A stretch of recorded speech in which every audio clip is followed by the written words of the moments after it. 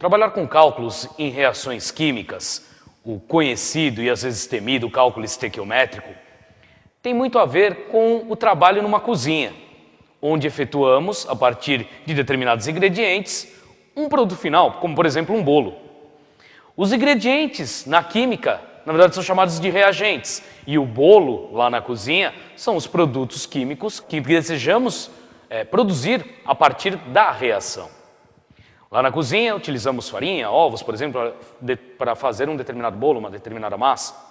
Aqui eu tenho a equação que resume um processo, que é o processo, por exemplo, de produção não de um bolo, mas sim de ferro metálico, a partir desse óxido de ferro, o óxido de ferro 3, que é obtido do minério de ferro. Então, a partir do minério de ferro, produz-se ferro por uma equação que globalmente está aqui representada. Uma equação que simplifica todo o processo. Como na cozinha, a quantidade de ingredientes determinará o tamanho do seu bolo final. Numa reação química, é a mesma coisa. Quanto mais reagentes eu tiver, pretendemos então com isso conseguir mais produtos o possível. A equação química é a receita, como aquela receita que fica naquele caderninho que há em toda a cozinha, mas ela traz exatamente quais serão os ingredientes e quais serão os produtos finais. E além disso, traz as quantidades envolvidas, assim como no caderno de receitas. Então, por exemplo, vamos entender aqui.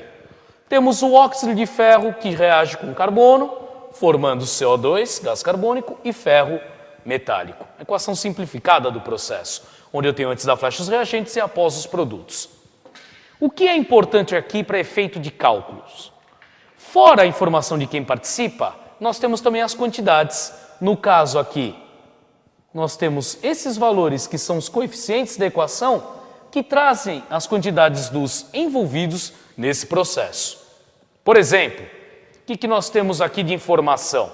Essa equação mostra que 2, e esse 2, na verdade, a quantidade de matéria, 2 mol desse óxido de ferro, consegue produzir na siderúrgica 4 mol de ferro metálico.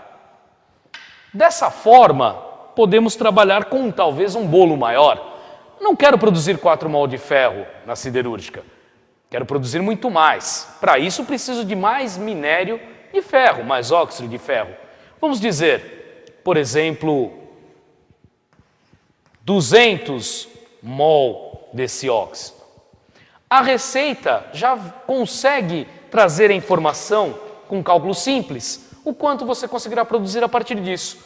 Porque, afinal, 2 mol desse óxido de ferro, do minério, conseguem produzir 4 mol de ferro. Sendo assim, 200 mol, 100 vezes mais aquela quantidade que eu tiro da onde? Da receita, da equação, da reação. Vão conseguir produzir, vamos lá, 2 vai produzir o dobro, 4, 200 produzirá, então, 400 mol de ferro metálico. Vejamos aqui, nitidamente, uma proporcionalidade nessas quantidades. Todo o cálculo estequiométrico passa por análise simples como esta.